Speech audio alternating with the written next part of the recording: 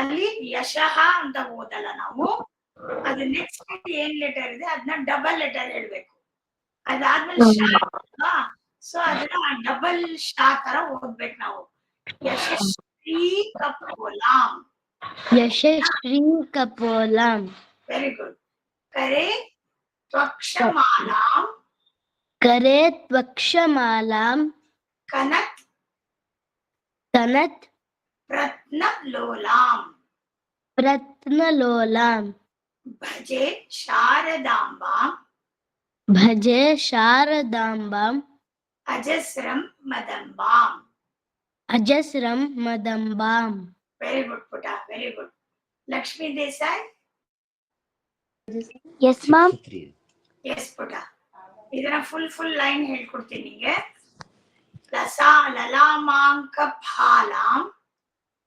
Ma'am. ಲಲಾಮಾಂಕ ಲಲಾಮಾಂಕ ಫಾಲಾಂ. ಪಾಲಾಂ. ಫಾ ಇದು ಮಹಾಪ್ರಾಣ ಆಯ್ತಾ. ಫಾ ಅಂತ ಓದ್ಬಾರ್ದು, ತುಂಬಾ ಡಿಫ್ರೆನ್ಸ್ ಇದೆ.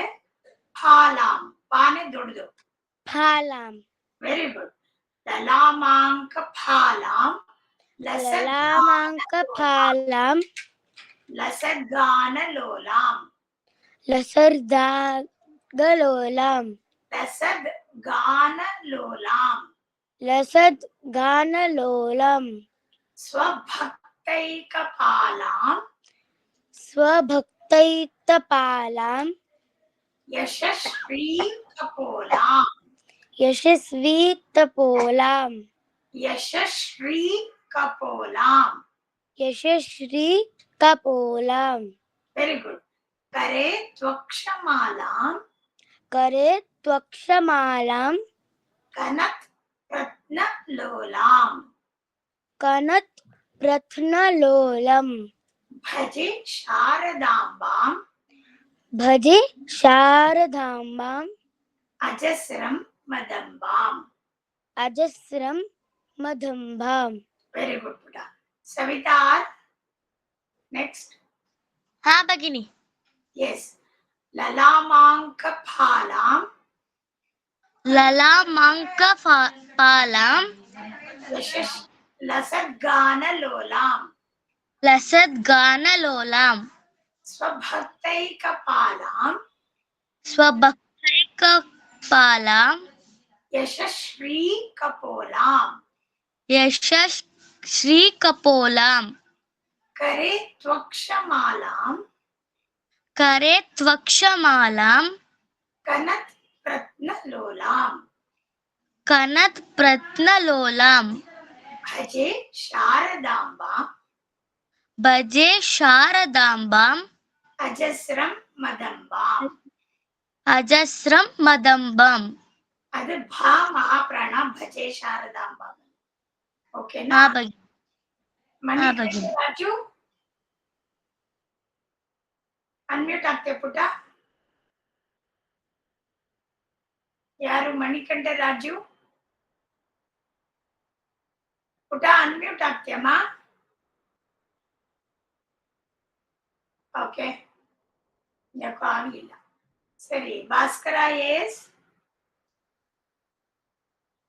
ಪುಟ ಭಾಸ್ಕರ. ಹಾ, ಓಪನ್ ಆಗ ಪುಟ. ಹಾ ನೋಡಿ, ಮೂರು ಜನ ತಿರ್ಗಾ ನೀವು ಲೆಫ್ಟ್ ಆಗ್ಬಿಟ್ಟು ತಿರ್ಗಾ ಮಧ್ಯ ಜಾಯಿನ್ ಆದ್ರೆ ಅದು ಕನ್ಫ್ಯೂಷನ್ ಆಗುತ್ತೆ. ಸೊ ಭಾಸ್ಕರ್ ನಿನ್ಗೆ ಹೇಳ್ಕೊಡ್ತೀನಿ ಬಾ ಫಸ್ಟ್, ಆಮೇಲೆ ಕೇಳಬಹುದು. ಲಲಾಮಾಂಕ ಫಾಲಾಂ. ನನ್ನ ಹೆಸರು ಸುಹಾಸ್. ಹಾ ಗೊತ್ತಾಯ್ತು ಚಿನ್ನ, ಹೇಳಮ್ಮ. ಲಲಾಮಾಂಕ ಫಾಲಾಂ. ಲಲಾಮಾಂಕ ಫಾಲಾಂ. ಲಸದ್ಗಾನಲೋಲಾಂ. ಲಸದ್ಗಾನಲೋಲಾಂ. ಸ್ವಭಕ್ತೈಕಪಾಲಾಂ. ಸ್ವಭಕ್ತೈಕಪಾಲಾಂ. ಯಶಸ್ವಿ ಕಪೋಲಾಂ.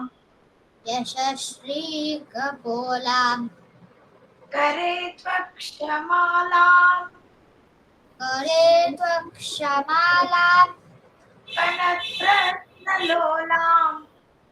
ಕನತ್ರತ್ನಲೋಲಾಂ. ಭಜೆ ಶಾರದಾಂಬಾಂ. भजे शारदाम्बां अजस्रं मदम्बाम्. अजस्रं मदम्बां. Very good, Puta. Kritika Milin.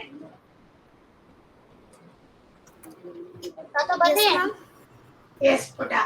Next one ma'am ನನ್ನ ಹೇಳ್ಕೊಡ್ತೀನಿ. ಹೆಸರು ಅಭಿಜ್ಞಾ ಮ್ಯಾಮ್. ಅಭಿಜ್ಞಾನ ಒಂದ್ಸರಿ ಗ್ರೂಪ್ ಅಲ್ಲಿ ಹಾಕ್ಬಿಡಿ ಪುಟ, ಇಲ್ಲಾಂದ್ರೆ ನಮ್ಗೆ ಹೇಳಕ್ಕೆ ಗೊತ್ತಾಗಲ್ಲ, ಅದಕ್ಕೋಸ್ಕರ. ಓಕೆ. ಶ್ರೀಮಂತ ವೇಣೀಂ ಸುಸಿಮಂತವೇಣೀಂ ದೃಶಾ ನಿರ್ಜಿತೈನೀಂ. ದೃಶಾ ನಿರ್ಜಿತೈನೀಂ. ಸುಶ್ರೀಮಂತ ವೇಣೀಂ ಸುಸೀಮಂತವೇಣೀಂ ದೃಶಾ ನಿರ್ಜಿತೈನೀಂ. ದೃಶಾ ನಿರ್ಜಿತೈನೀಂ. ರಮತ್ ಕೀರವಾಣೀಂ ರಮತ್ ಕೀರವಾಣೀಂ ನಮದ್ ವಜ್ರಪಾಣೀಂ. ನಮದ್ ವಜ್ರಪಾಣೀಂ. ವೆರಿ ಗುಡ್ ಪುಟ. ಸುಧಾ ಮಂಥ ರಾಸ್ಯಾಂ, ಇಲ್ಲಿ 2 ಮಹಾಪ್ರಾಣ ಬರುತ್ತೆ. ಸುಧಾ ಮಂಥ. ಸುಧಾ ಮಂತ್ರ ರಾಸ್ಯಾಂ ರಾಸ್ಯಾಂ ಮುದಾ ಮುದಾ ಚಿಂತ್ಯವೇಣೀಂ. ಮುದಾ ಚಿಂತವೇಣೀಂ. ಭಜೆ ಶಾರದಾಂಬಾಂ ಭಜೆ ಶಾರದಾಂಬಾಂ ಅಜಸ್ರಂ ಮದಂಬಾಂ. ಅಜಸ್ರಂ ಮದಂಬಾಂ. ವೆರಿ ಗುಡ್ ಪುಟ. Anupama Thank you, Rupesh. Anupama Rupesh. Yes, ma'am. Yes ಪುಟ ಹೇಳ್ತೀಯಮ್ಮ. ಸುಸೀಮಂತ ವೇಣಿ ಸುಸೀಮಂತವೇಣೀಂ ದೃಶಾ ನಿರ್ಜಿತೈನೀಂ. ದೃಶಾ ನಿರ್ಜಿತೈನೀಂ.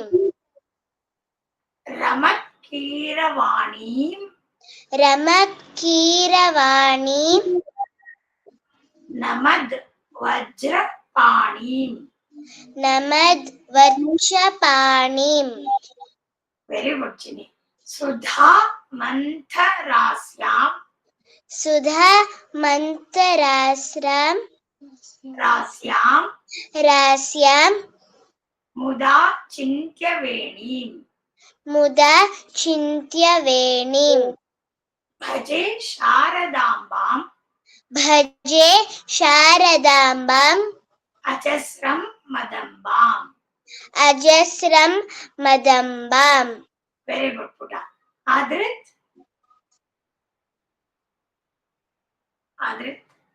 ಹೇಳ್ತೀಯ ಪುಟ? ಆದ್ರಿತ್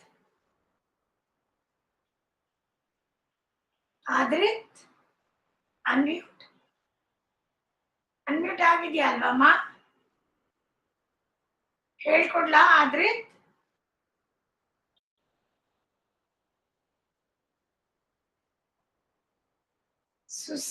ಸುಸೀಮಂತರಾಸ್ಯಾಂ ಇಲ್ವಾ ಪುಟ? ಓ ಇಲ್ಲ, ಯಾಕೋ ಪ್ರಾಬ್ಲಮ್ ಆಗ್ತಾ ಇದೆ ಮಗುದು.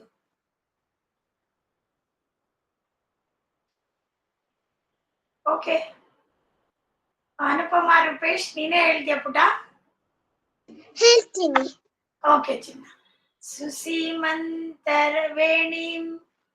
ಸುಸೀಮಂತವೇಣೀಂ ದೃಶಾ ನಿರ್ಜಿತೈನೀಂ ದೃಶಾ ನಿರ್ಜಿತೇನೀಂ ರಮತ್ ಕೀರವಾಣೀಂ ರಮತ್ ಕೀರವಾಣೀಂ ನಮದ್ವಜ್ರಪಾಣೀಂ ನಮದ್ವಜ್ರಪಾಣೀಂ ಸುಧಾಮಂಥರಾಸ್ಯಾಂ ಸುಧಾಮಂಥರಾಸ್ಯಾಂ ಮುದಾ ಚಿಂತ್ಯವೇಣೀಂ ಮುದಾ ಚಿಂತ್ಯವೇಣೀಂ ಭಜೆ ಶಾರದಾಂಬಾಂ ಭಜೆ ಶಾರದಾಂಬಾಂ ಅಜಸ್ರಂ ಮದಂಬಾಂ ಅಜಸ್ರಂ ವಲಂಬಾಂ ಅದಂಬಾಂ. ಮದಂಬಾಂ. Very good. ಈ 4 ಸ್ಟ್ಯಾನ್ಸಾನು ನಾನು ಗ್ರೂಪ್ ಅಲ್ಲಿ ಹಾಕಿದ್ದೀನಲ್ಲ ಬ್ಲಾಗ್, ಅದರಲ್ಲಿ ಆಡಿಯೋ ಸಮೇತ ಇದೆ. ಎಲ್ಲ ಆಡಿಯೋ ಹಾಕೊಂಡು ನಾಳೆ ಹೊತ್ತಿಗೆ 4 ಆಯ್ತಾ ಪುಟ್ಟ? ಆಲ್ ಆಫ್ ಯು ಮ್ಯಾಮ್ ವಾಪಸ್ ಬಂತು ಮೈಕ್. ಬಂತ? ಹೇಳ್ತಾ ಪುಟ್ಟ ಇನ್ನೊಂದ್ಸತಿ ಹಾ ಹೇಳು ಮಹಾರಾಜ. ಸುಸೀಮಂತವೇಣೀಂ ಸುಸೀಮಂತವೇಮಿ ದೃಶಾ ನಿರ್ಜಿತೈಣೀಂ ದೃಶಾ ನಿರ್ಜತೈನಿ ರಮತ್ಕೀರವಾಣೀಂ ತ್ರಮರ್ತ ಕೀರ್ಣವ ಮ್ಯಾಮ್ ಒಂದ್ಸಲ ರಮತ್ಕೀರವಾಣೀಂ ತ್ರಮತ್ಕೀರವಾಣಿ ನಮದ್ ವಜ್ರಪಾಣೀಂ ನಮದ್ವಜ್ರಪಾಮಿ ಸುಧಾಮಂಥರಾಸ್ಯಾಂ ಸುಧಾಮಂತ್ರಯಸ್ಯಾಂ ಮುಧಾ ಚಿಂತ್ಯವೇಣೀಂ ಮುದಾ ಚಿಂತವೇದ್ನಿ ಭಜೆ ಶಾರದಾಂಬಾಂ ಭಜೆ ಶಾರದಾಂಬಾಂ ಅಜಸ್ರಂ ಮದಂಬಾಂ ಅಜಸ್ರಾಂ ಭವಂಬಾಂ ಅಜಸ್ರಂ ಮದಂಬಾಂ ಅಜಸ್ರಂ ಭವಂಬಾಂ ಮದಂಬಾಂ ಮದಂಬ ಮದಂಬಾಂ. ಮದಂಬ. ವೆರಿ ಗುಡ್ ಪುಟ. Thank you. ಎಲ್ಲಾರು ಬ್ಲಾಗ್ ನ ಹಾಕೊಂಡು ಅದರಲ್ಲಿ ಆಡಿಯೋ ಇದೆ, ಕೇಳಿಸ್ಕೊಂಡು 4 ಸ್ಟ್ಯಾನ್ಸ್ ಅನ್ನು ಬ್ಯಾಟ್ ಮಾಡ್ಕೊಳ್ಳಿ. ಎಕ್ಸ್ಕ್ಯೂಸ್ ಮಿ ಮ್ಯಾಮ್, ನೀವು ಗ್ರೂಪ್ ಅಲ್ಲಿ ಕಳ್ಸಿದ ನಿಮ್ದು ರೆಕಾರ್ಡಿಂಗ್ಸ್ ಅದ್ರಲ್ಲಿ ಇದೆನಾ ಮ್ಯಾಮ್? ಹೌದು ಇದೆ. ಆ ಬ್ಲಾಗ್ ಓಪನ್ ಮಾಡಿದ್ರೆ ನಿಮ್ಗೆ ಆಡಿಯೋನಲ್ಲೇ ಬರುತ್ತೆ. ಎಲ್ಲ ಶ್ಲೋಕಾಸ್ದನು ಮ್ಯಾಮ್? ನಾನು ಹೇಳ್ಕೊಡೋದಷ್ಟು ಬರುತ್ತೆ. Okay ma'am. Okay, thank you. ಹಾಕೊಂಡು ಕಿವಿಗೆ ಹಾಕೊಂಡು ಕೇಳಿಸ್ಕೊಂಡು ಪ್ರಾಕ್ಟೀಸ್ ಮಾಡ್ಕೊಂಡು. Okay ma'am, thank you. ಏನ್ ಪುಟ? ಯಾವ್ದ್ರಲ್ಲಿ ಬರುತ್ತೆ? ನಾನು ಬ್ಲಾಗ್ ಕಳಿಸಿದೀನಿ ನೋಡು, ಇವಾಗ ಕಳಿಸಿದೀನಿ ನಾನು ಗ್ರೂಪ್ ಅಲ್ಲಿ. ಓಕೆ ನಾನು ಚೆಕ್ ಮಾಡ್ತೀನಿ. ಚೆಕ್ ಮಾಡು, ಅದ್ರಲ್ಲಿ ತಿರ್ಗಾ ಬೇಕಿನ್ನ ಹಾಕ್ತೀನಿ, ಓಪನ್ ಮಾಡ್ಕೊಳ್ಳಿ, ಅದ್ರಲ್ಲಿ ಕೇಳಿಸ್ಕೊಳ್ಳಿ. ಓಕೆನಾ? ಓಕೆ. ನೆನ್ನೆ ಭಗವದ್ಗೀತೆ ಹೇಳಿದ್ರಲ್ವಾ, ಅದನ್ನ ಪ್ರಾಕ್ಟೀಸ್ ಮಾಡಿಸ್ತಾರೆ. ಗಿರಿಜಾ ಭಗಿನಿ, ಗಿರಿಜಾ ಭಗಿನಿ. ಸರ್ವೇಶ್ ಎಲ್ಲ ಮಕ್ಕಳಿಗೂ ನಮಸ್ಕಾರ ಪುಟ್ಟ. ಎಲ್ಲರೂ ಚೆನ್ನಾಗಿ ಕಲ್ತ್ಕೊಂಡಿದ್ದೀರಾ? ನೆನ್ನೆ ಭಗವದ್ಗೀತೆ ಕಲ್ತ್ಕೊಂಡಿದ್ದೀರಾ ಎಲ್ರೂ? ಪ್ರಾಕ್ಟೀಸ್ ಯಾರ್ಯಾರು ಮಾಡಿದ್ದೀರಾ ಕೈ ಎತ್ತಿ ನೋಡೋಣ. ಭಗವದ್ಗೀತೆ ಯಾರ್ಯಾರು ಪ್ರಾಕ್ಟೀಸ್ ಮಾಡಿದಿರಿ? 1 2 ಇಬ್ರೇನಾ? ಅಯ್ಯೋ ರಾಮ, ನಂಗಳು ಬರುತ್ತಲ್ಲಪ್ಪ, ಏನ್ ಮಾಡ್ಲಿ ನಾನು, ಕಲ್ತ್ಕೋಬೇಕಲ್ವೇನಮ್ಮ. ಹೋಗ್ಲಿ, ಇವಾಗ ನೆನ್ನೆ ಆಯ್ತು. ಇವತ್ತೇನು ಅಂದ್ರೆ ಹೊಸದು 5 ಶ್ಲೋಕ ಹೇಳ್ಕೊಡ್ತೀನಿ. ನಿನ್ನೆದು ಇವತ್ತಿಂದು 2 ಸೇರಿಸ್ಕೊಂಡು ಆಮೇಲೆ ಇದು ಮಾಡ್ಕೊಳ್ಳಿ ಆಯ್ತಾ? ನಿಮ್ಗೆ ಬೇಕಾದ್ರೆ ಅದೇನು ರೆಕಾರ್ಡ್ ಕಳಿಸ್ಬೇಕೇನು? ನಿಮ್ಗೆ ರೆಕಾರ್ಡ್ ಕಳಿಸ್ಬೇಕು ಅಂದ್ರೆ ಬೇಕಾದ್ರೆ ಅದು ಮಾಡ್ತೀನಿ. ಓಕೆ ಮ್ಯಾಮ್ ಕಳಿಸಿ ಮ್ಯಾಮ್. ಕಳ್ಸಿ. ಇಲ್ಲ, ಭಗವದ್ಗೀತೆ ಎಲ್ಲಾ ಇದ್ರಲ್ಲೂ ನಿಮ್ಗೆ ಆಡಿಯೋ ಸಿಗುತ್ತೆ ಪುಟ. ಅದೇನೆ, ಅಂಥದ್ದೇನು ಕಷ್ಟ ಆಗಲ್ಲ ಮಕ್ಕಳ, ಗೊತ್ತಾ? ಭಗವದ್ಗೀತೆದು ಏನಪ್ಪ ಅಂದ್ರೆ ನೀವು ಸ್ಪಷ್ಟತೆಯಿಂದ ಲೌಡ್ ಆಗಿ ಹೇಳ್ಕೊಂಡು ಅಭ್ಯಾಸ ಮಾಡ್ಕೊಂಡಷ್ಟು ನಿಮಗೆ ಚೆನ್ನಾಗಿ ಬರುತ್ತೆ ಆಯ್ತಾ? ಅದನ್ನ ಭಗಿನಿ ಹೇಳ್ಕೊಡ್ತಾರೆ, ಕ್ಲೀನ್ ಆಗಿ ಕಲ್ತ್ಕೊಳ್ಳಿ. ಇವಾಗ ನೆನ್ನೆ ನಾವು 5 ಶ್ಲೋಕ ಹೇಳ್ಕೊಟ್ವಿ ಅಲ್ವಾ? ನಾವು ಅದನ್ನೇ ತಿರುಗಿ ಇವತ್ತು ಪ್ರಾಕ್ಟೀಸ್ ಮಾಡೋದು. ಮೊದಲು ನಾವು ಹೊಸದು 5 ಶ್ಲೋಕ ಹೇಳ್ಬಿಡೋಣ, ಆಮೇಲೆ ಯಾಕೆಂದ್ರೆ ನಮ್ಮ ಹತ್ರ ಇರೋದು 20 ನಿಮಿಷ ಟೈಮು ಅಷ್ಟೇನೆ, ಅಷ್ಟರೊಳಗೆ ನಾವೆಲ್ಲ ಮಾಡಬೇಕು. ಅದಕ್ಕೆ ನಾವು ಹೊಸ ಶ್ಲೋಕ 5 ಹೇಳ್ಕೊಡ್ತೀನಿ, ಆಮೇಲೆ ಟೈಮ್ ಇದ್ರೆ ನಿನ್ನೆ ಇದನ್ನ ಮಾಡೋಣ, ರಿಪೀಟ್ ಮಾಡೋಣ, ಆಮೇಲೆ ಪ್ರಾಕ್ಟೀಸ್ ಮಾಡೋಣ. ಇಲ್ಲದೆ ಇದ್ರೆ ನೀವು ಮನೆಗೆ ಹೋಗ್ಬಿಟ್ಟು ಮನೇಲೇ ಇದ್ದೀರಾ ಅಫ್ಕೋರ್ಸ್, ಮನೇಲಿ ಎಲ್ಲದನ್ನು ಪ್ರಾಕ್ಟೀಸ್ ಮಾಡ್ಕೊಳ್ಳಿ ಆಯ್ತಾ? ಓಕೆ, ಶುರು ಮಾಡೋಣ. ಈಗ ಶುರು ಮಾಡಬಹುದಾ? Okay, yes ma'am. ಈಗ 6ನೇ ಶ್ಲೋಕ. 6ನೇ ಶ್ಲೋಕದಲ್ಲಿ ಏನ್ ಹೇಳಿದ್ದಾರೆ ಅಂದ್ರೆ, ಭಗವಂತ ಇರುವುದು ಜಾಗ ಅಂದ್ರೆ ಮೋಕ್ಷದ್ದು ವಿವರಣೆನ ಚೆನ್ನಾಗಿ ಕೊಟ್ಟಿದ್ದಾರೆ ಈ 15ನೇ ಅಧ್ಯಾಯದಲ್ಲಿ. ಮೊದಲಿಂದ 5 ಶ್ಲೋಕದಲ್ಲಿ ಇದ್ರ ಮರದ್ದು ಅಶ್ವತ್ಥ ವೃಕ್ಷದನ್ನ ವಿವರಣೆ ಕೊಟ್ಟರು. ಈ ಕೊನೆದ್ರಲ್ಲಿ 2ನೇದ್ರಲ್ಲಿ ಭಗವಂತನ ಜಾಗ ಅಂದ್ರೆ ಮೋಕ್ಷ ಹೆಂಗಿದೆ, ಮೋಕ್ಷದ ಜಾಗ ಹೆಂಗಿದೆ, ಪರಮಪದ ಅಂತ. ಪರಮಪದ ಅಂದ್ರೆ ವಿಷ್ಣು ಇರೋ ಜಾಗ ಅಂತ. ಅದು ಹೆಂಗಿದೆ, ಈಗ ಇವಾಗ ನಾನು ಸಪೋಸ್ ನಾನು ಇದರಲ್ಲಿ ಇದ್ದೀನಿ, ಮಾಗಡಿ ರೋಡು ರಾಜ ಪಾರ್ಕಲ್ಲಿ ಇದ್ದೀನಿ, ನಮ್ಮನೆ ಹಿಂಗಿದೆ, ಇಂಥ ಲೊಕೇಶನ್ ಅಲ್ಲಿ ಇದೆ ಅಂತ ನಾವು ಹೇಳ್ಬೋದಲ್ವಾ. ಹಾಗೆ ಭಗವಂತ ಇರೋದು ಮೋಕ್ಷಧಾಮದಲ್ಲಿ ಪರಂಧಾಮದಲ್ಲಿ ಹೆಂಗಿರುತ್ತೆ ಅಂತ ಕೃಷ್ಣ ಅರ್ಜುನಂಗೆ ವಿವರಿಸಿದ್ದಾನೆ. ಅದನ್ನ ನಾವು ಮುಂದೆ ಹೇಳೋಣ, ಆಯ್ತಾ. ನ ತದ್ಭಾಯತೆ ಸಾರಿ, ಯಾರು ಹೇಳ್ತೀರಾ ಇವಾಗ? ಫಸ್ಟು ಭಾಸ್ಕರ ಹೇಳ್ತೀಯಾ? ಭಾಸ್ಕರ ಅನ್ಮ್ಯೂಟ್ ಮಾಡ್ಕೊಂಡಿದ್ಯಪ್ಪ? ನೀನ್ ಹೇಳ್ತೀಯ ಇವಾಗ ನಾ ಹೇಳ್ಕೊಟ್ಟಿದ್ದನ್ನ? ಭಗವದ್ಗೀತೆ 6ನೇ ಶ್ಲೋಕ ಇದು, 15ನೇ ಅಧ್ಯಾಯದ್ದು 6ನೇ ಶ್ಲೋಕ ನಾ ಹೇಳ್ತಾ ಇರೋದು, ಆಯ್ತಾ. ನ ತದ್ಭಾಸಯತೆ ಸೂರ್ಯ, ಹೇಳಪ್ಪ. ನ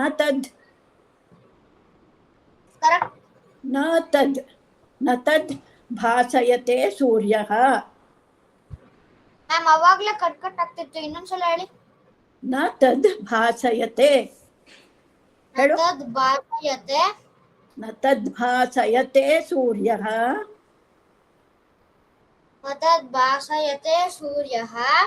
ನ ಶಶಾಂಕೋ ನ ಪಾವಕಃ, ನ ಪರ್ವತಃ ನ ಪಾವಕಃ, ನ ತದ್ಭಾಸಯತೆ ಸೂರ್ಯೋ, ನ ತದ್ ಪುಟ ಹಿಂಗ್ ಹೇಳೋ. ನ ತದ್ ಭಾಸಯತೆ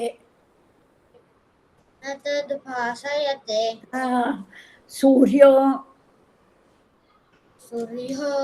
ನ ಶಶಾಂಕೋ ನ ಪಾವಕಃ ನ ತದ್ಭಾಸಯತೆ ಸೂರ್ಯೋ ನ ಶಶಾಂಕೋ ನ ಪಾವಕಃ.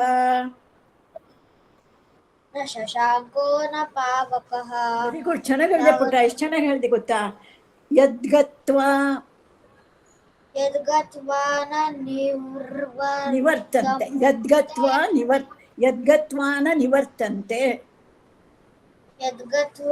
ನ ನಿವರ್ತಂತೆ, ತದ್ಧಾಮ ಪರಮಮ್ಮ. ನಿಮ್ ಬಂತಲ್ವಾ? ನೆಕ್ಸ್ಟ್ ಯಾರು ಇನ್ನೊಂದಿನ ಹೇಳ್ಕೊಡ್ತೀನಿ. ಹೌದು, ಅದೇ ಗುಡ್. ಹಂಗ್ ನೋಡ್ಕೊಂಡು ಕಟ್ ಮಾಡ್ಕೋಬೇಕು ಪುಟ್ಟ, ಆಯ್ತಾ. ನಿಂಗೆ ಬರ್ತಲ್ಲ, ಇವಾಗ ಬಂದ್ಬಿಡ್ತಲ್ವಾ ಪ್ರೊನೌನ್ಸಿಯೇಷನ್ ಎಲ್ಲ. ವೆರಿ ಗುಡ್, ಆಯ್ತಾ. ಈಗ ಸುಹಾಸ್ ಹೇಳ್ತೀಯಪ್ಪ ನೆಕ್ಸ್ಟ್. ನಾನೇ ಸುಹಾಸ್ ಮ್ಯಾಮ್. ಅಯ್ಯೋ, ನೀನೇ ಸುಹಾಸ, ಸಾರಿ. ಭಾಸ್ಕರ, ನಮ್ ತಾತಂದ ಕಂಪ್ಯೂಟರ್. 2 ಹೆಸರು ಇದೆಯಾ ನಿಂಗೆ, ಭಾಸ್ಕರ ಅಂತ ಸುಹಾಸ್ ಅಂತ? ನನ್ನ ಹೆಸರು ಸುಹಾಸು, ನನ್ ಕಂಪ್ಯೂಟರ್ ಅಲ್ಲಿ ಭಾಸ್ಕರ ಅಂತ ಇದೆ ನಮ್ ತಾತಂದು. ಹೌದಾ? ಹೆಸರು ಕರಿಬೇಕಾದ್ರೆ ಸುಹಾಸ್ ಅಂತ ಕರಿಬೇಕಲ್ವಾ? ಓಕೆ, ಸರಿ. ಈಗ ನೆಕ್ಸ್ಟ್ ಯಾರು ಹೇಳ್ತೀರಾ? ಅದಿತಿ ಇದೆಯಮ್ಮ? ಅದಿತಿ ಆಗ್ತಾ ಇಲ್ವಾ? ಹೋಗ್ಲಿ, ಆಮೇಲೆ ಹೇಳಿದ್ರಾಯ್ತು.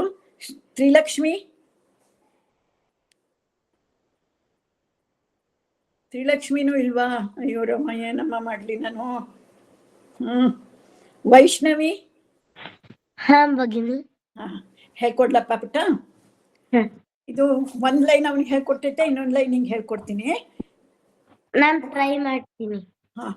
ನ ತದ್ಭಾಸಯತೆ ಸೂರ್ಯೋ, ನ ತದ್ಭಾಸಯತೆ ಸೂರ್ಯೋ ನ ಶಶಾಂಕೋ ನ ಪಾವಕಃ, ಯದ್ಗತ್ವಾ ನ ನಿವರ್ತಂತೆ ತದ್ಧಾಮ ಪರಮಂ ಮಮ. ವೆರಿ ಗುಡ್ ಪುಟ್ಟ, you are too good. Thank you ಭಗಿನಿ. ಮುಂದೆ ಯಾರು? ಆದಿತ್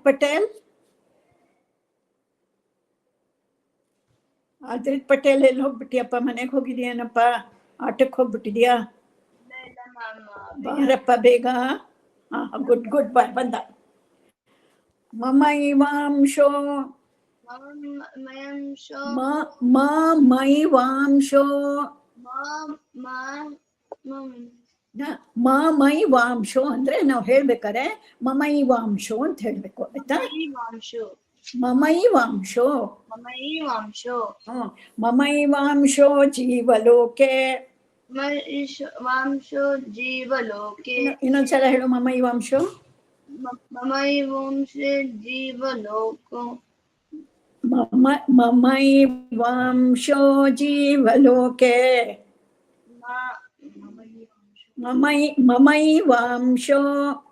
ಮಮೈವಾಂಶೋ ಜೀವಲೋಕೆ. ಜೀವಲೋಕೆ. ಜೀವಭೂತ ಸನಾತನ ಸನಾತನಃ ಮಮೈವಾಂಶೋ ಜೀವಲೋಕೆ. ಟ್ರೈ ಮಾಡು. ಮಮೈವಾಂಶೋ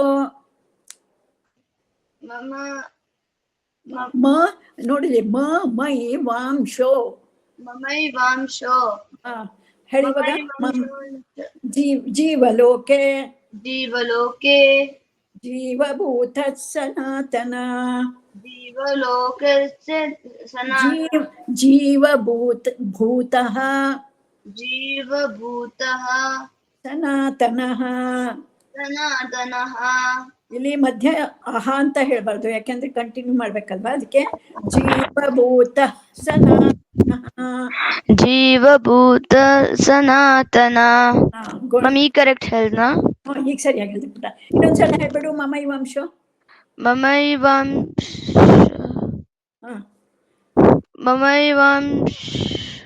ಮಮೈವಾಂಶೋ ಜೀವಲೋಕೆ. ಮಮೈವಾಂಶ ಜೀವಲೋಕೆ. ಜೀವಭೂತ ಸನಾತನಃ ಜೀವಭೂತೆ ಸನಾತನಃ. ಜೀವಭೂತ ಸನಾತನಃ ಜೀವಭೂತ ಸನಾತನಃ. ಮನಷಷ್ಟಾನ್ ಅಲ್ಲಿಗೆ ದೊಡ್ಡ ಶಾನು ಮಹಾಪ್ರಾಣ, ಅದಕ್ಕೆ ಒತ್ತು ಕೊಟ್ಟಿರೋದು ಠಾನು ಮಹಾಪ್ರಾಣ, ಅದರಿಂದ ಅದನ್ನ ಆಯ್ತಾ? ಮನಷಷ್ಟಾನೀಂದ್ರಿಯಾಣಿ ನೀಂದ್ರಿಯಾಣಿ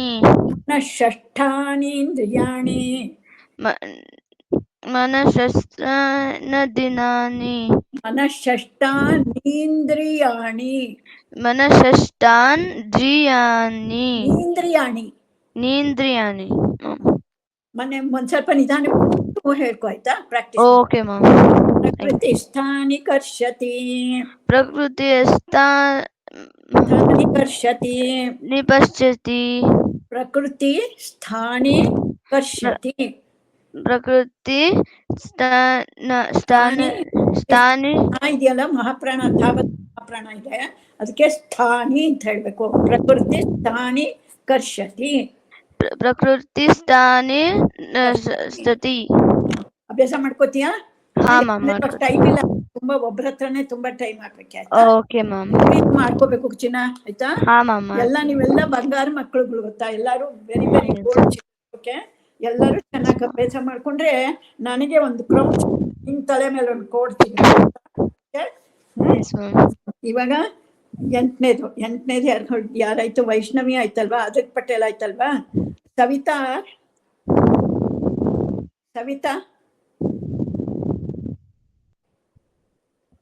ಎಲ್ಲೋ ಬಿಟ್ಟ. ಸವಿತಾ ಬಾಮ್ಮ ಬೇಗ.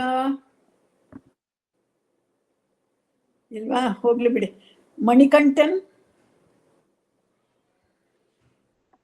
ಮಣಿಕಂಠನ್ ಅವ್ರ ಅಪ್ಪನ ಹೆಸರೇನು? ಆ ಹುಡುಗನ ಹೆಸರು ಬೇರೆ ಇರ್ಬೇಕು ಅಲ್ವಾ? ಹೋಗ್ಲಿ ಬಿಡಿ. ಅಭಿಜ್ಞಾ ನಮ್ಮಪ್ಪ. ಯಾರಪ್ಪ? ಅಭಿಜ್ಞಾ ಇದು ಬಂದಿಲ್ವಾ? Ma'am yes ma'am. ಬೇಗ ಹೇಳ್ಬೇಕು, ಗೊತ್ತಾ? ಟೈಮ್ ಎಲ್ಲ ಹಾಳಾಗ್ಬಿಡುತ್ತೆ, ಆಮೇಲೆ ನಿಮ್ಗೆ ಟೈಮ್ ಸಿಗೋಲ್ಲ ಕಣಪ್ಪ. ಅಭಿಜ್ಞಾ ಎಲ್ಲಿ ಬಂದ್ಲಾ? ಮ್ಯಾಮ್ ಬಂದಿದ್ದೀನಿ ಮ್ಯಾಮ್. ಎಲ್ಲಿದೆಯಾ ನೀನು? ಅನ್ಮ್ಯೂಟ್ ಮಾಡ್ಕೊಂಡಿದ್ಯಾ? ಏನ್ ಹೆಸರುಗಳಿದೆ ಪುಟ್ಟ ನಿಂದು? ಕೃತಿಕಾ ಇಲ್ಲ ಮ್ಯಾಮ್, ಅಬ್ಬಿಗ್ನಾ ಮ್ಯಾಮ್, ಕೃತಿಕಾ ನಮ್ಮ ಅಮ್ಮನ ಹೆಸರು. ಕೃತಿಕಾ ಕರೆಕ್ಟ್. ಈಗ ಶರೀರಂ ಯದವಾಪ್ನೋತಿ. ಶರೀರಂ ಯದವಾಪ್ನೋತಿ. ಶರೀರಂ ಯದವಾಪ್ನೋತಿ. ಶರೀರಂ ಯದವಾಪ್ನೋತಿ. ಯಚ್ಛಾಪೃತ್ಕ್ರ ಅಂತ ಹೇಳ್ಬೇಕು. ಇದೆ ಯಾಕೆ ಚಾವತ್ತಿದೆ, ಆಮೇಲೆ ಪಾಕೆ ಕೊಂಬು ಪ್ಲಸ್ ಯಾವತ್ತು ಇದೆ ಅಂದ್ರೆ ಯಚ್ಛಾಪ್ಯು. ಯಚ್ಛಾಪ್ಯುತ್ಕ್ರ. ಇಲ್ಲಿ ಮತ್ತೆ ನೋಡು ಎಷ್ಟೊಂದು ಒತ್ತಕ್ಷರಗಳಿದೆ ಗೊತ್ತಾ. ಇಲ್ಲಿ ಪಾಕೆ ಹೂ, ಆಮೇಲೆ ಯಾ ಇದೆ, ಆಮೇಲೆ ತಾಕೆ ಕಾವತ್ತು, ಆಮೇಲೆ ರಾವತ್ತು ಇರೋದ್ರಿಂದ ಕ್ರ ಅಂತ ಹೇಳ್ಬೇಕು. ಆಯ್ತಾ? ಯಚ್ಛಾಪ್ಯುತ್ಕ್ರಾಮತೀಶ್ವರಃ. ಯಚ್ಛಾಪ್ಯುತ್ಕ್ರಾಮತೀಶ್ವರಃ. ಪ್ಯುತ್ಕ್ರ ಅಂತ ಒಂದ್ 2 ಸಲ ಹೇಳ್ಕೊ. ಪ್ಯುತ್ಕ್ರ ಅಂದ್ರೆ ತಾನೇ ಬಂದ್ಬಿಡುತ್ತೆ.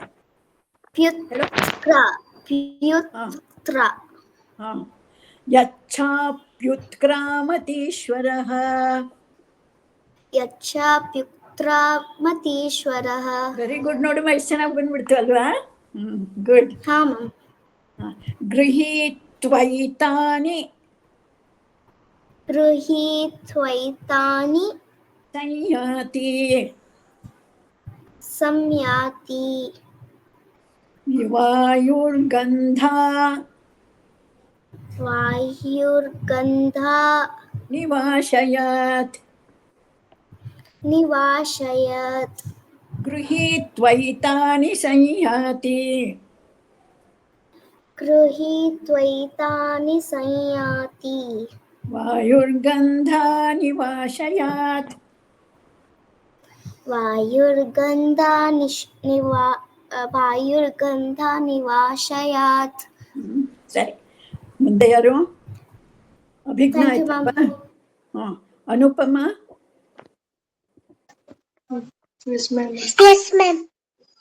ಮುಂದಿನ ಹೇಳ್ಕೊಡ್ಲಾ?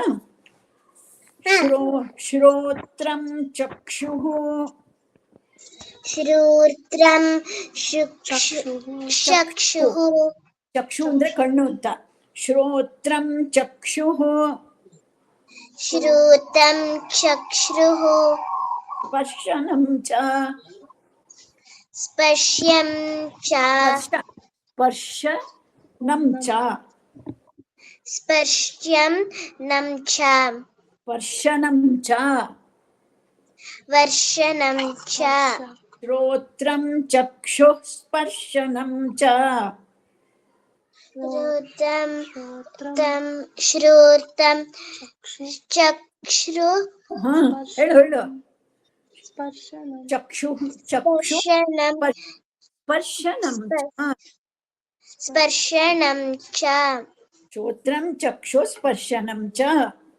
ಶ್ರೋತ್ರಂ ಚಕ್ಷು ಸ್ಪರ್ಶನಂ ಚ. ರಸನಂ ಘ್ರಾಣಮೇವ ಚ. ರಸನಂ ಜ್ಞಾನ ಘ್ರಾಣ. ಮಹಾಪ್ರಾಣ. ಮಹಾಪ್ರಾಣ ಅಲ್ವಾ?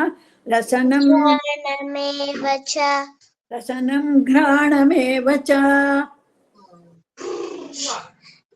ಘ್ರಷಣಂ ಅಲ್ಲ ಪುಟ, ರಸನಂ. ರಸನಂ ಘ್ರಾಣಮೇವ ಚ. ರಸನಂ ಘ್ರಾಣಮೇವ ಚ. ಅಧಿಷ್ಠಾಯ. ಅಧಿಷ್ಠಾಯ. ಮನಶ್ಚಾಯಂ. ವನಶ್ಚಾಯಂ. ವಿಷಯಾನುಪಸೇವತೆ. ವಿಷಯಾನುಪಸೇವತೆ. ವಿಷಯಾನುಪಸೇವತೆ. ವಿಷಯಾನುಪಸೇವತೆ. ಗೊತ್ತಾಯ್ತಲ್ವಾ ಈಗ ಹೇಳುದು ಹೆಂಗೆ ಅಂತ? ನಾನು ಇದಾಗತ್ಲು ಒಂಚೂರು ಟೈಮ್ಸ್ ಇದ್ರೆ ನಾನು ಈ 5 ಶ್ಲೋಕನ ಒಂದ್ಸಲ ನಿಮ್ಮ ಎದುರಿಗೆ ಹೇಳಿ ತೋರಿಸ್ತೀನಿ. ನೀವು ಅದನ್ನ ಕರೆಕ್ಟ್ ಮಾಡ್ಕೊಂಡು ಮನೆಗೆ ಹೋಗೇನು ನೀವು ಆಮೇಲೆ ಪ್ರಾಕ್ಟೀಸ್ ಮಾಡ್ಕೊಳ್ಳಿ, ಆಯ್ತಾ? ಆಮೇಲೆ ಮುಂದೆ ಯಾರು? ಕೈವಲ್ಯ ಯಾರು? ಕೈವಲ್ಯ ಬಂದಿದ್ಯಲ್ವಾ? ಸರಿಪ್ಪ. ಇದು ಕೊನೆಯದು 10ನೇ ಶ್ಲೋಕ. ಇದು ಉತ್ಕ उत्क्रामन्तं उत्क्रामन्तं स्थितं व्यापी स्थितं व्यापी उत्क्रामन्तं स्थितं वापि उत्क्रामन्तं स्थितं वापि भुञ्जानां वा भुञ्जानं वा भुञ्जानं वा गुणान्वितं गुणान्वितं भुञ्जानं वा गुणान्वितं भुञ्जानं वा गुणान्विताम् विमूढानानुपश्यन्ति विमूढानानुपश्यन्ति ಢಾ ಮಹಾಪ್ರಾಣ ಇದೆಯಲ್ಲ ಅದನ್ನ ಢಾ ಅಂತ ಹೇಳಬೇಕು ಆಯ್ತಾ ವಿಮೂಢ ನಾನು ಪಶ್ಯಂತಿ विमूढानानुपश्यन्ति ಪಶ್ಯಂತಿ ಜ್ಞಾನ ಚಕ್ಷುಷಃ पश्यन्ति ज्ञानचक्षुषः ಎಲ್ರದ್ದು ಆಯ್ತಾ ಇನ್ಯಾರ್ಯಾರು ಬಾಕಿ ಇದ್ದೀರಾ ನಂದು 5 ಶ್ಲೋಕ ಆಗೋಯ್ತು ಯಾರ್ಯಾರು ಇನ್ನು ಬಾಕಿ ಇದ್ದೀರಾ ಹೇಳಿ ಇನ್ನೊಂದ್ಸಲ ರಿಪೀಟ್ ಮಾಡಿಸ್ತೀನಿ ಆಯ್ತಾ ಭಾಸ್ಕರನಾ ಸರಿಪ್ಪ ನೀ ಹೇಳು ಇವಾಗ ಇದನ್ನ ಉತ್ಕ್ರಾಮಂತಂ ಹೇಳ್ತೀಯಾ ನಿಂದು ಆಗಿಲ್ವಾ ಪುಟ್ಟ ಭಾಸ್ಕರ ಸರಿ ಹೇಳಪ್ಪ उत्क्रामन्तं स्थितं वापि उत्क्रामन्तं स्थितवान्ति स्थितं वापि स्थितं द्वाप्ति भुञ्जानं वा गुणान्वितं जावानं वा ಭ ಅಂತ ಹೇಳಬೇಕು ಭುಂಜಾನಂ ವಾ भुञ्जानं वा गुणान्वितं गुणान्वितं विमूढानानुपश्यन्ति विमूढानानुपश्यन्ति पश्यन्ति ज्ञानचक्षुषः पश्यन्ति पुरुषचक्षुः पश्यन्ति अल्ल पश्यन्ति ज्ञानचक्षुषः ವೈಷ್ಣವಿ ನಿಂದಾಗಿಲ್ವಾ ಸರಿ ಪುಟ್ಟ ವೈಷ್ಣವಿ ನಿಂದು ಆಗಿಲ್ವಾ ಇನ್ನು ಒಂದ್ಸತಿನೇ ಹೇಳಿದ್ದು ನಿಂಗೆ ಬರುತ್ತೆ ಕಣಮ್ಮ ನೀನು ಎಷ್ಟು ಚೆನ್ನಾಗಿ ಹೇಳ್ತೀಯಾ ಹೇಳು ನೋಡೋಣ ಇವಾಗ उत्क्रामन्तं ಹೇಳು उत्क्रामन्तं स्थितं वापि भुञ्जानां वा गुणान्वितं विमूढानानुपश्यन्ति पश्यन्ति ज्ञानचक्षुषः ಏ ಪುಟ್ಟ ನೀನೇ ನಂಗೆ ಹೇಳ್ಕೊಡ ಎಷ್ಟು ಚೆನ್ನಾಗಿ ಹೇಳ್ತೀಯಾ ಹೇಳ್ಕೊಡ್ತೀಯಾ ಚೆನ್ನಾಗಿ ಹೇಳ್ತೀಯಾ ಗುಡ್ ಪುಟ್ಟ ತುಂಬ ಸಂತೋಷ ಆಯಿತು ಆಯ್ತಾ ಇನ್ಯಾರಿದ್ದೀರಮ್ಮ ಬಾಕಿ ಇನ್ಯಾರಿದ್ದೀರಾ ಕೈ ಎತ್ತಿ ಬನ್ನಿ ಯಾಕೆಂದರೆ ನಾವು ಒಂದ್ಸಲ ಈ 5 ಶ್ಲೋಕನ ಹೇಳಿಬಿಡ್ತೀನಿ ಕೇಳಿಸ್ಕೊತೀರಾ ಎಲ್ರೂ ಹಾಂ ಎಲ್ಲರೂ ಕೇಳಿಸ್ಕೊಡಿ ಆಯಿತಾ ಇವಾಗ ಹೇಳ್ಕೊಟ್ಟಿದ್ದ 5 ಶ್ಲೋಕನೂ ಹೇಳ್ತೀನಿ ನಾನೊಂದ್ಸಲ ನೀವೆಲ್ಲ ಅದನ್ನ ಪುಸ್ತಕ ನೋಡಿಕೊಂಡು ಫಾಲೋ ಮಾಡ್ಕೋತಾ ಹೋಗಿ ಆಮೇಲೆ ನೀವು ಕೂತ್ಕೊಂಡು ಪ್ರಾಕ್ಟೀಸ್ ಮಾಡ್ಕೊಳ್ಳಿ ಆಯ್ತಾ ಯಾಕೆಂದ್ರೆ ಇನ್ನೊಂದು ಏನಪ್ಪ ಪೇಜ್ ನಂಬರ್ ಮತ್ತೆ ಅಧ್ಯಾಯ ಪುಟ್ಟ ಪುಸ್ತಕ ಒಬ್ಬೊಬ್ಬರ ಹತ್ರ ಒಂದೊಂದಿರುತ್ತೆ ಅದಕ್ಕೆ ಅದರಿಂದ ಒಂದೇ ಎಲ್ಲಾದ್ರಲ್ಲೂ ಒಂದೇ ಪೇಜು ಒಂದಿರಲ್ಲ ಅಧ್ಯಾಯ ಇರೋದು ಪುರುಷೋತ್ತಮ ಯೋಗದಲ್ಲಿ 6ನೇ ಶ್ಲೋಕದಿಂದ ನಾ ಇವಾಗ ಹೇಳ್ತೀನಿ ಅದನ್ನ ನೋಡ್ಕೊಳ್ಳಿ ಆಯ್ತಾ 6ನೇ ಅಧ್ಯಾಯ ಅಲ್ಲ ಪುಟ್ಟ 6ನೇ ಶ್ಲೋಕ ಪುಟ್ಟು ಹೇಳ ಎಲ್ಲ ನೋಡ್ಕೋತೀರಾ ಕಣಪ್ಪ ನಿಂಗೆ ಗೊತ್ತು ಕಣ ನೀವು ಹುಡುಗಿ ನೀನು ಗೊತ್ತಾ ಕವಿತಾ ಕೃತಿಕಾ ಆಮೇಲೆ ವೈಷ್ಣವಿ ಇಬ್ರು ನನಗೆ ಹೇಳ್ಕೊಡ್ಬೇಕು ಅನ್ಸುತ್ತೆ ಗೊತ್ತಾ ನೀವೇ ನಂಗೆ ಹೇಳ್ಕೊಟ್ರೆ ನಂಗೆ ಎಷ್ಟೋ ಒಳ್ಳೇದು ಗುಡ್ ಚಿಲ್ಡ್ರನ್ ಒಳ್ಳೆ ತುಂಬ ಚೆನ್ನಾಗಿ ಹೇಳ್ತೀರಾ ಸಂತೋಷ ಆಗುತ್ತೆ ಆಯ್ತಾ ಕೇಳಿಸ್ಕೊಳ್ಳಿ ಎಲ್ರು ಆಯ್ತಾ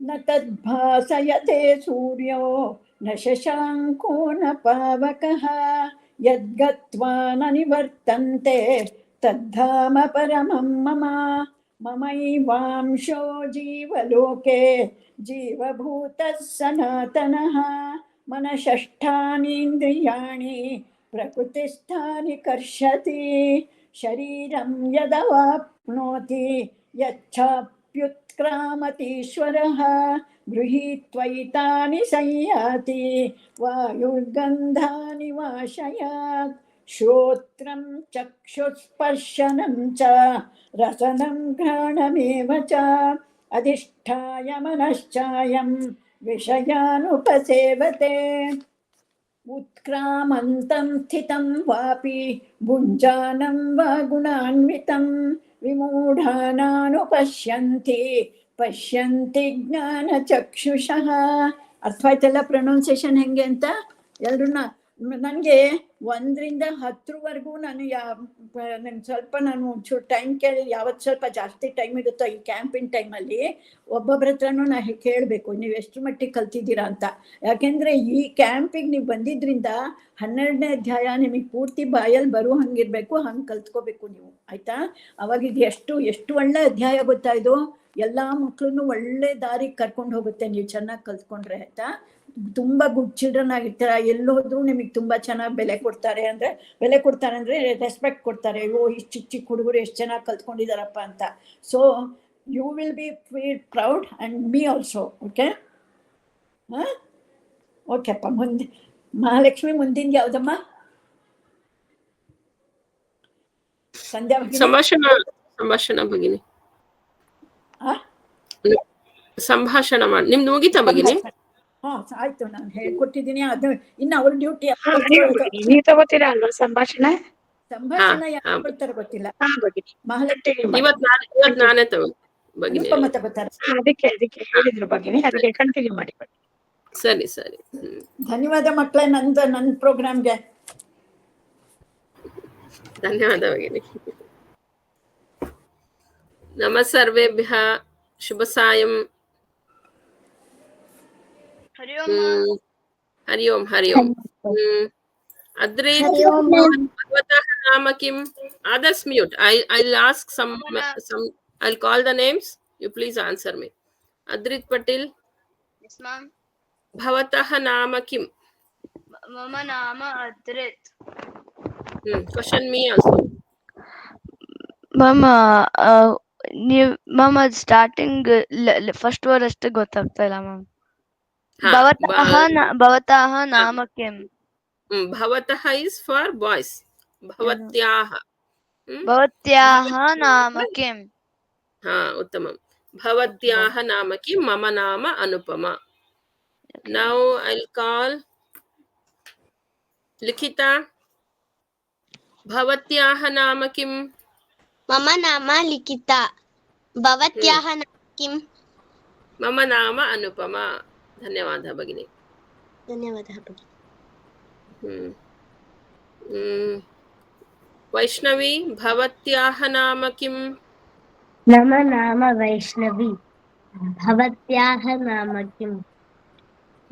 ಮಮ ನಾಮ ಅನುಪಮ. ಧನ್ಯವಾದ.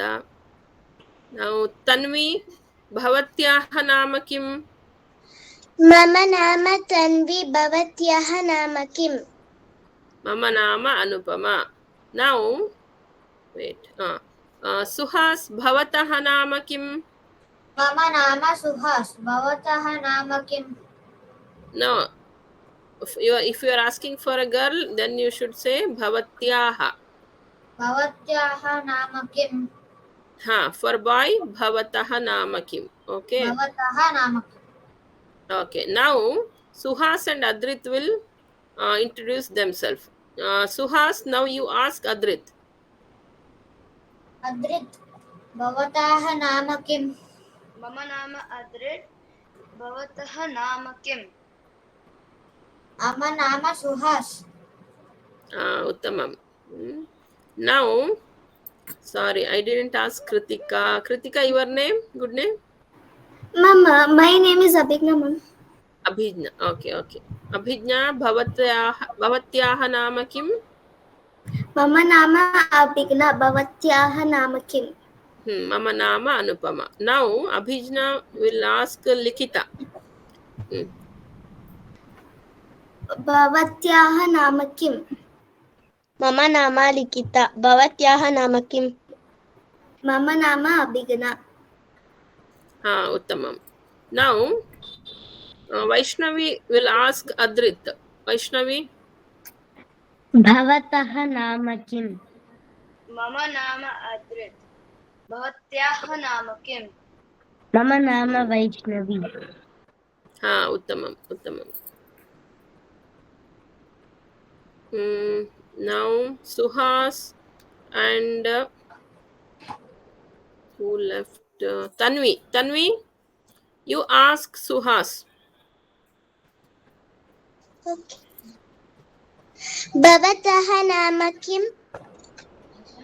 मम नाम सुहास. भवत्याः नाम किम्? मम नाम तन्वी.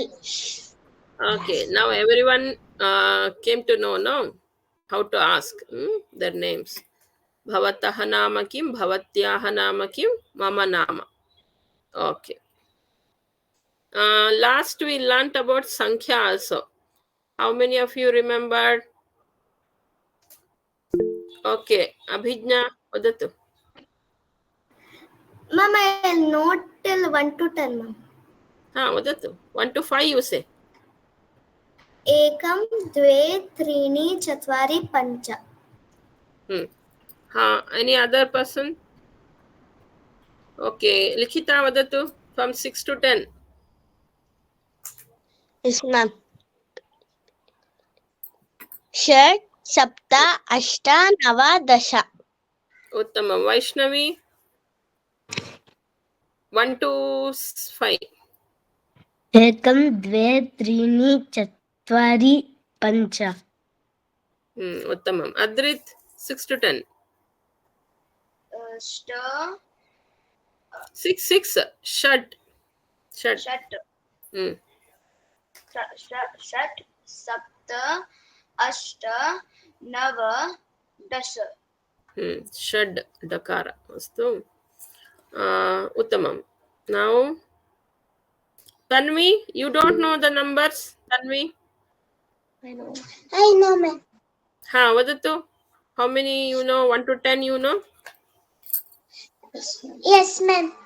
Vadatu. 1 to 5. Okay, tell me. एकं द्वे त्रीणि चत्वारि पञ्च. Pancha. पञ्च. You should not stop. Pancha. You should complete till the akshara. Pancha. Okay, next I'll say you repeat. Shad.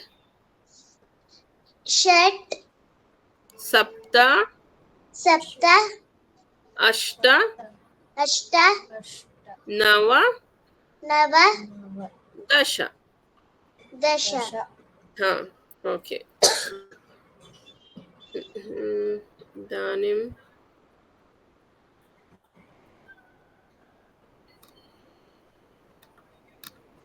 Okay. Next we'll learn continuation after 10.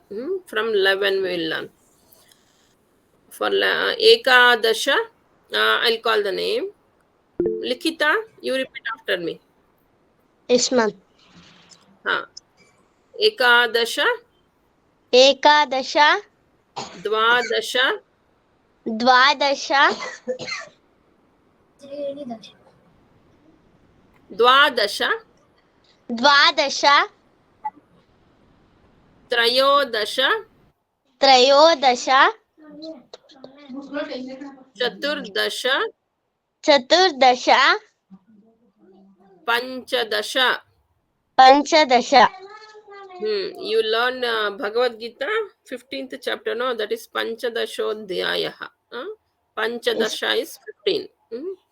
Okay. Now I'll call Adrit. Vadatu. Ekadasha. एकादश Dvadasha. द्वादश Trayodasha. त्रयोदश Chaturdasha. चतुर्दश Panchadasha. पञ्चदश दश.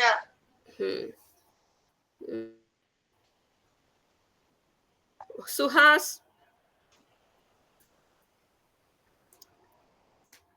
All of you down your hands. Okay. Suhas. Ma'am. Repeat after me. I say once, you say twice. Okay. Ekadasha. एकादश एकादश Dvadasha. द्वादश द्वादश Trayodasha. त्रयोदश त्रयोदश Chaturdasha. ಚತುರ್ದಶ ಚತುರ್ದಶ ಪಂಚದಶ. ಪಂಚದಶ ಪಂಚದಶ ಉತ್ತಮಂ. Abhijna, you repeat after me. I'll say once, you say twice. Ekadash. Ma'am, I know to 1 to 20, ma'am. Okay, vadatu 1 to 20. Now you say me 11 to 15. Okay, ma'am. ಏಕಾದಶ ದ್ವಾದಶ ತ್ರಯೋದಶ ಚತುರ್ದಶ ಪಂಚದಶ. Uttamam, uttamam. Vaishnavi vadati va? आं भगिनि एकादश द्वादश त्रयोदश चतुर्दश पञ्चदश. Uttamam. Now we'll move for 16. Likhita? Ma'am? I'll say once, you repeat after me twice. Shodasha. ಷೋಡಶ Saptadasha. ಸಪ್ತದಶ Ashtadasha. ಅಷ್ಟಾದಶ Navadasha. ನವದಶ Vimshatihi. ವಿಂಶತಿಃ Shodasha. ಷೋಡಶ Say once again. ಷೋಡಶ ಷೋಡಶ Saptadasha. ಸಪ್ತದಶ ಸಪ್ತದಶ Ashtadasha. ಅಷ್ಟಾದಶ ಅಷ್ಟಾದಶ Navadasha. ನವದಶ ನವದಶ Vimshatihi. ವಿಂಶತಿಃ ವಿಂಶತಿಃ Uttamam bagini, uttamam. Tanvi, can we say now? Tanvi? Yes, ma'am. From 11 to 15 I'll say. Ekadasha. ಏಕಾದಶ You can hear me, right? Yes. Ekadasha. ಏಕಾದಶ Say twice. ಏಕಾದಶ ಏಕಾದಶ Dvadasha. ದ್ವಾದಶ ದ್ವಾದಶ Trayodasha. ತ್ರಯೋದಶ ತ್ರಯೋದಶ Chaturdasha. ಚತುರ್ದಶ ಚತುರ್ದಶ Panchadasha. ಪಂಚದಶ ಪಂಚದಶ Very good. Uttamam bagini.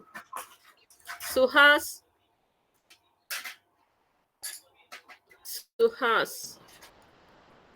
Okay, we will say from 16. Chodasha. ಷೋಡಶ Saptadasha. ಸಪ್ತದಶ Ashtadasha. ಅಷ್ಟಾದಶ Navadasha. ನವದಶ Vimshatihi. ವಿಂಶತಿಃ Again I'll say, you say twice. Shodasha. ಷೋಡಶ ಷೋಡಶ Did you say? Yes Shodasha. ಷೋಡಶ ಷೋಡಶ Saptadasha. ಸಪ್ತದಶ ಸಪ್ತದಶ Ashtadasha. ಅಷ್ಟಾದಶ ಅಷ್ಟಾದಶ Navadasha. ನವದಶ ನವದಶ Vimshatihi. ವಿಂಶತಿಃ Okay.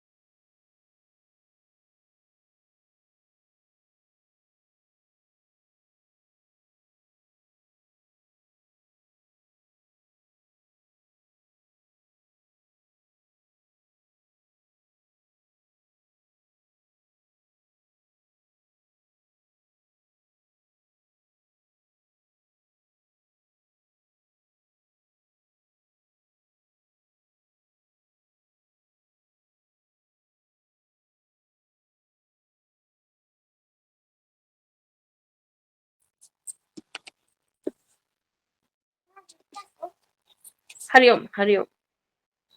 You can hear, no? Now?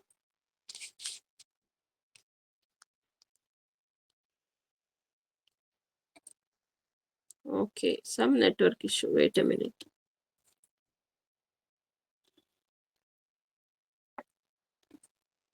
Okay, we learned about 1 to 20 numbers.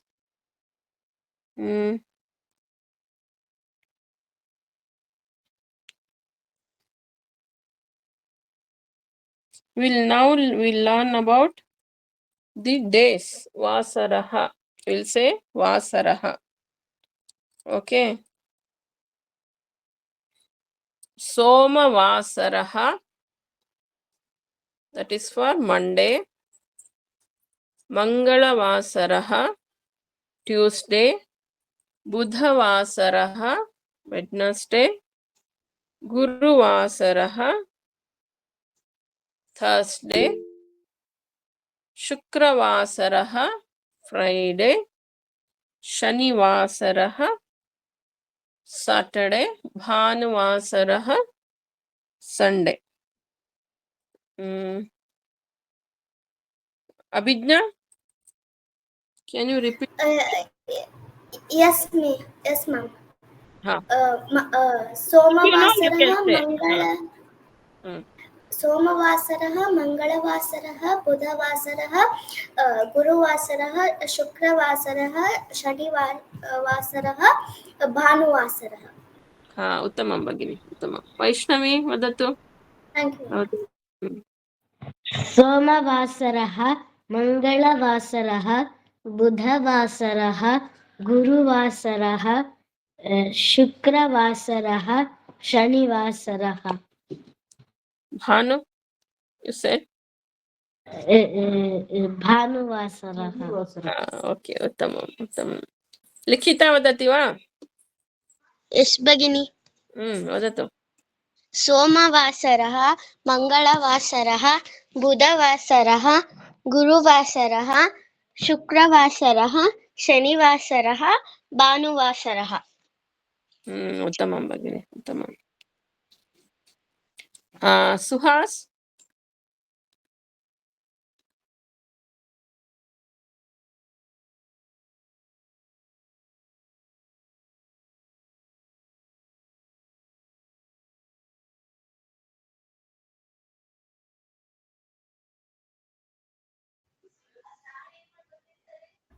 Suhas?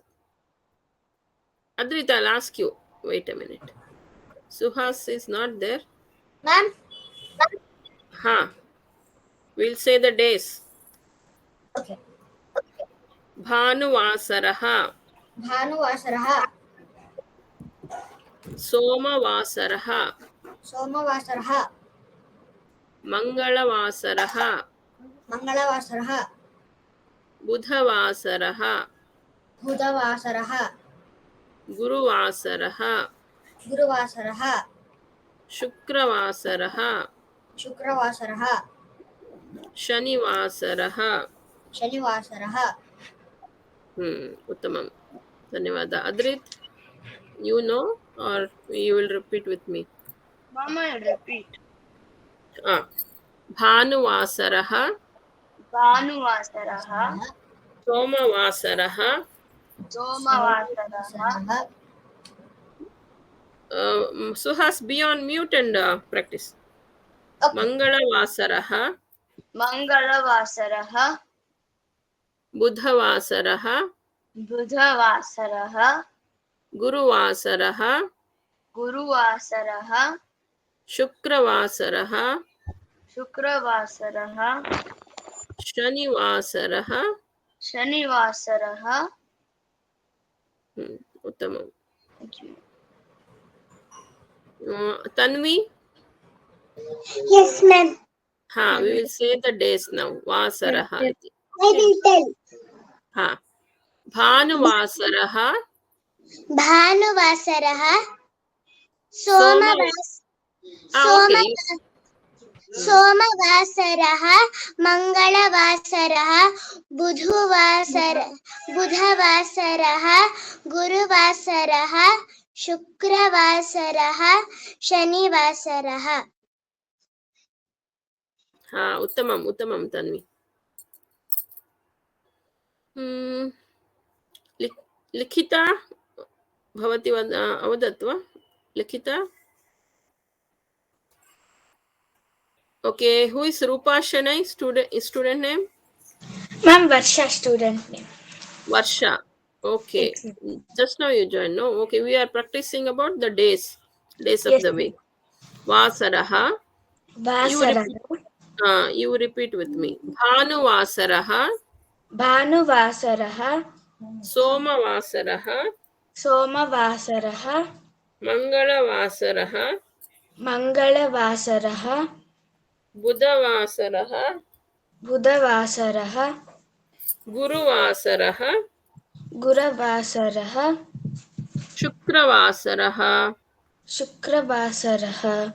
Shanivasaraha. Shanivasaraha. उत्तमं. भवती जानाति वा मम नाम भवतः नाम भवत्याः नाम रूपा? Sorry, what you say your name? Ma'am, Varsha. Varsha. Okay, Varsha, you Ma'am? know how to know the names of others, how to talk. Yes, ma'am. भवत्याः नाम किम्? Bhavata naam Varsha. न मम नाम. You should say Sorry, my ma'am. name. Mama nama Varsha. Bhavata nama Kim. If you are asking me, no. If you are asking a girl, भवत्याः नाम. Yes, ma'am. Bhavatyaha nama Kim. Mama nama Anupama. Now you ask Adrit. Mama nama What Varsha. you say for boy? Ma'am, Bhavatyaha nama Kim. Bhavatyaha is for girl. For a boy, Bhavataha. Bhavataha. You ask him, Bhavataha nama kim? Bhavataha nama Kim. मम नाम अद्रित भवत्याः नाम किम् Mama nama Varsha. Uttamam. Now you ask, Varsha will ask Vaishnavi. Mama nama Varsha. Bhavatyaha nama Kim. मम नाम वैष्णवी भवत्याः नाम किम्? Mama nama Varsha. Uttamam. You know the numbers, Varsha? Yes, ma'am. Till how much? I'm 1 to 10. 10. I'm 10. You say it once. Ekam, Dvai, Trini. Wait a minute. Ekam, Dvai, Trini, Chatvari, Pancha, Shat, Saptaha, Ashta, Nava, Dasha. It is second. For second, we say dve, not dvai. Okay. Ekam, dve, trini, chatvari, pancha, shat, sapta, ashta, nava, dasha. Now we learnt about 11 to 20 also. I'll say once. You repeat with me twice. Yes, ma'am. Ekadasha. Ekadasha. Dva. Say it again. 2 times. Ekadvasha. Ekadasha. Dvadasha. Dvadasha. Dvadasha. Trayodasha. Trayodasha. Trayodasha. Chaturdasha.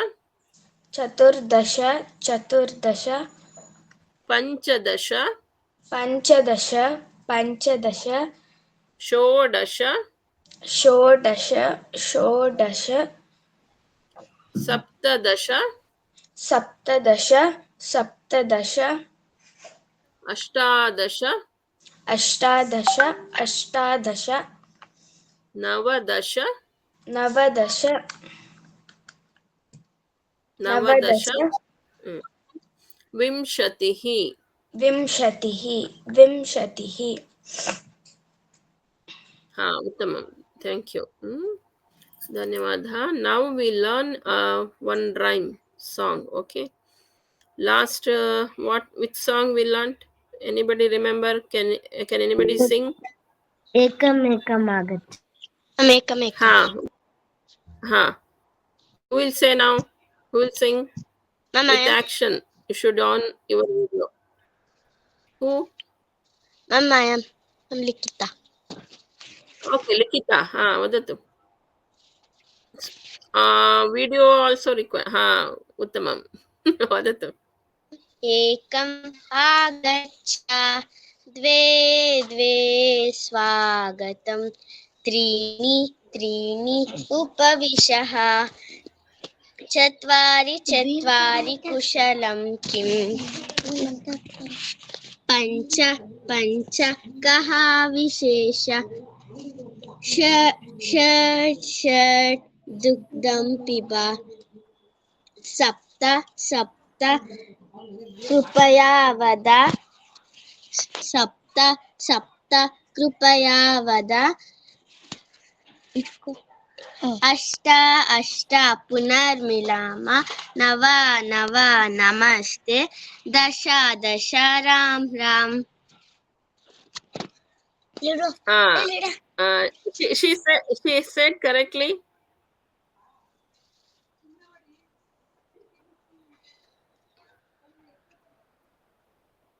Vaishnavi, Bhagini?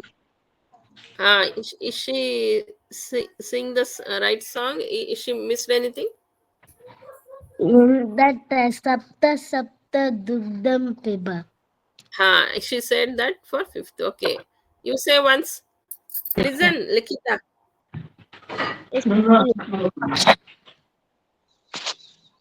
एकम् एकम् आगच्छ, द्वे द्वे स्वागतं, त्रीणि त्रीणि उपविश, चत्वारि चत्वारि कुशलं किम्, पञ्च पञ्च कः विशेषः, षट् षट् कृपया वद, सप्त सप्त दुग्धं पिब, अष्ट अष्ट पुनर्मिलाम, नव नव नमस्ते, दश दश Ram Ram Ram.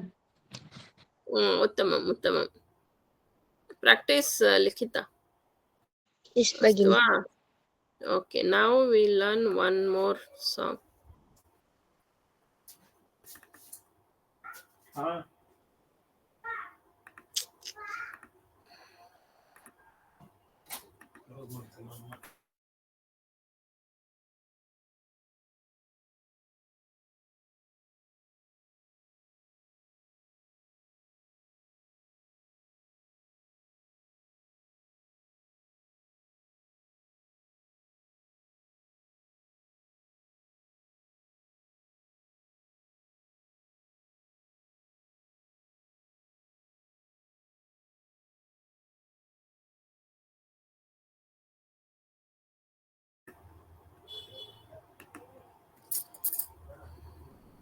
Hope you can see the slides, right?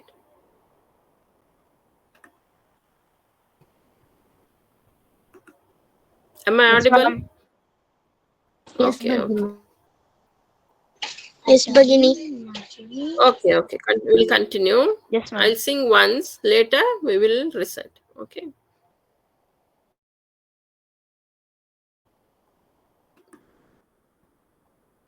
पाटलवर्णं पाटलपुष्पं हरितं हरितं तस्य च पर्णम् पाटलवर्णं पाटलपुष्पं हरितं हरितं तस्य च पर्णम् नीलं नीलं खलु आकाशं धूसरवर्णम् अभ्रं च नीलं नीलं खलु आकाशं धूसरवर्णम् अभ्रं च रक्तं रक्तं चास्ति दाडिमं पीतं पीतम् आम्रफलम् नारङ्गफलं केसरवर्णं नीललोहितं जम्बुफलम् नारङ्गफलं केसरवर्णं नीललोहितं जम्बुफलम् श्वेतं श्वेतं बकद्वयं रे कृष्णं कृष्णं काकद्वयम् श्वेतं श्वेतं बकद्वयं रे कृष्णं कृष्णं काकद्वयम् वदन्तु कपिशं किं सत्वरं कपिशं कपिशं चाकलेहं कपिशं कपिशं चाकलेहं. Okay, now I'll call the name, we'll recite. Everybody heard the song, right? Yes, Bhagini. Okay. Varsha vadati va? Varsha. We'll sing together. Yes, ma'am. Okay.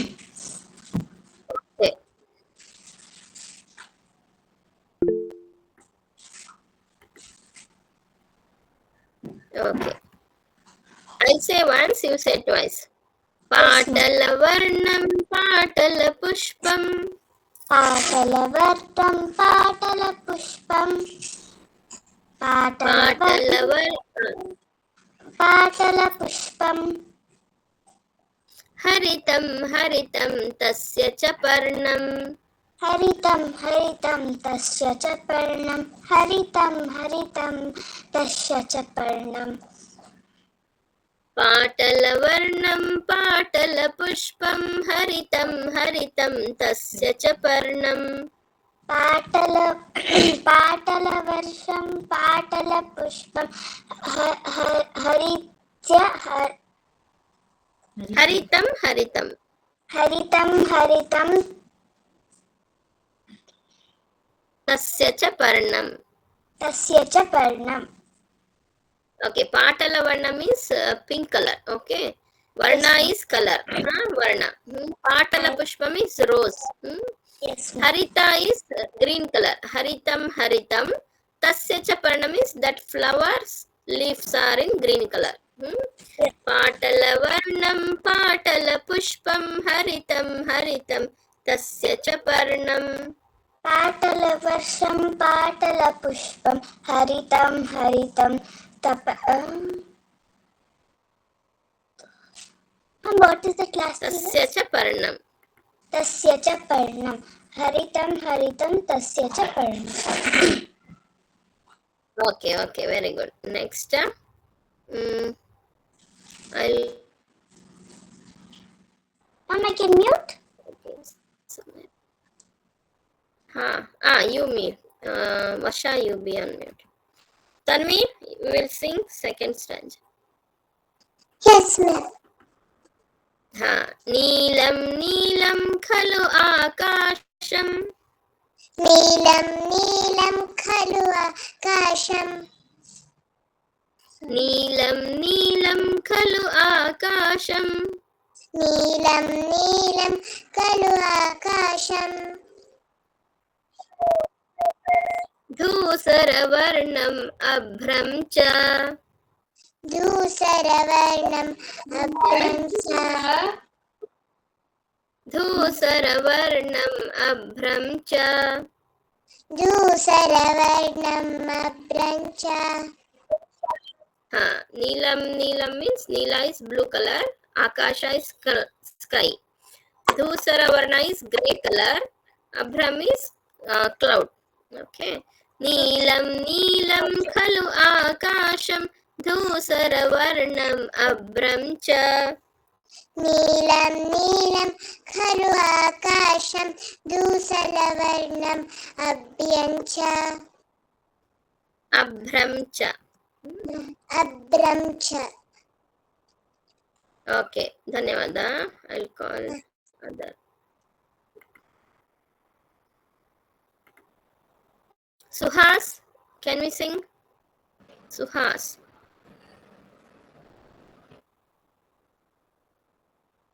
Suhas. We'll say Raktam Raktam Chasti Dadimam. रक्तं रक्तं चास्ति दाडिमम्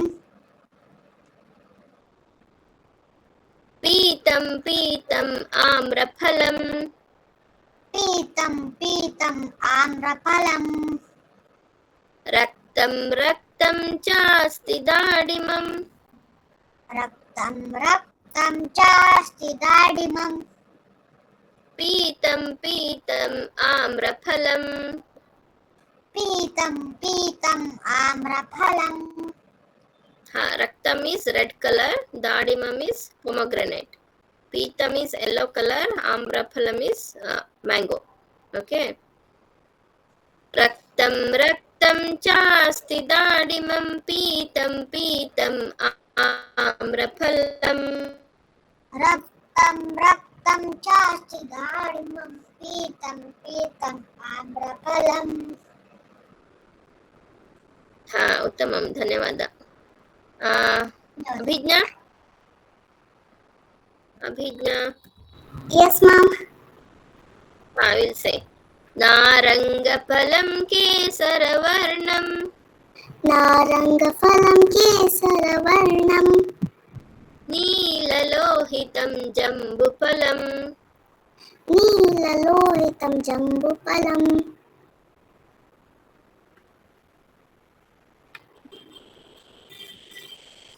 नारंगफलं केसरवर्णं. नारङ्गफलं केसरवर्णं. नीललोहितं जम्बुफलं. नीललोहितं जम्बुफलम्. Narangafala is orange, that is in Kesaravarna, and Neelalohitam Jambupalam is Jamun, you will say, no? Nerale Hannu. That is purple color, Neelalohitam. Yes, ma'am. Okay, now I'll call Likhita, Adrit. Okay, Adrit will say now. Next line. श्वेतं श्वेतं बकद्वयं रे.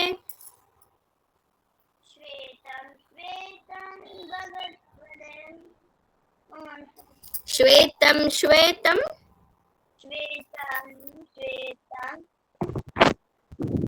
बकद्वयं रे.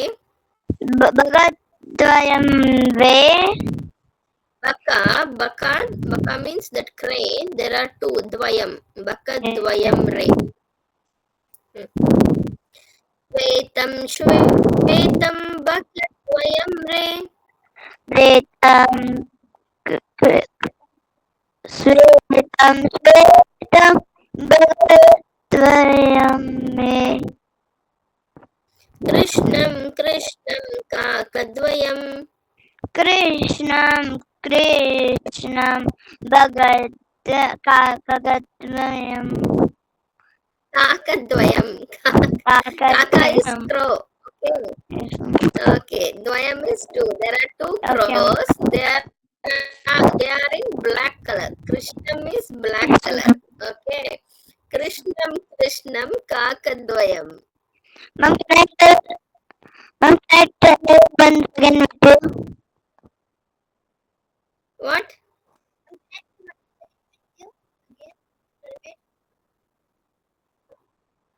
I can't hear you. Ma'am, can I repeat that once again? Okay. Shvetam shvetam bakadvayam re. श्वेतं श्वेतं बकद्वयं रे. Krishnam kakadvayam. कृष्णं kakadvayam. Okay. Dhanyawad. Shweta is white color. Shvetam bakadvayam. There are two cranes. Krishnam is black color. Krishnam. There are two crows. Kakadvayam. Okay. Thank you. Next, last one. Who I left? Okay. Bagini. Ma'am, Bagini. Likhita. Vaishnavi. Vaishnavi. Okay, I'll call Vaishnavi. Vaishnavi will sing. Vadantu kapisham kim satvaram. वदन्तु कपिशं किं सत्वरम्. Vadantu kapisham kim satvaram. वदन्तु कपिशं किं सत्वरम्. Kapisham chakaleham. कपिशं कपिशं चाकलेहं कपिशं कपिशं चाकलेहं.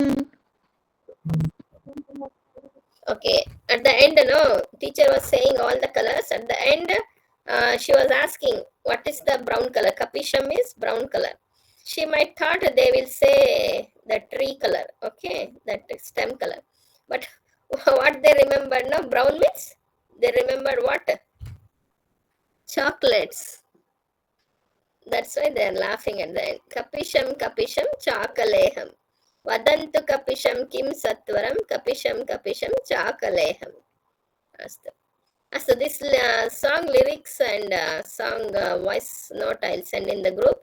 You can learn in the song. Okay, idanim samaya abhavat. Okay.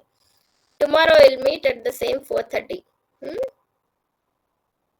Okay, practice the shlokas and we'll meet tomorrow. And we'll say the Shanti Mantram. Who will say with me? Okay, say. Sarve bhavanah. सर्वे भवन्तु सुखिनः सर्वे सन्तु निरामयाः. सर्वे Suhas, be on mute. Suhas, you be on mute.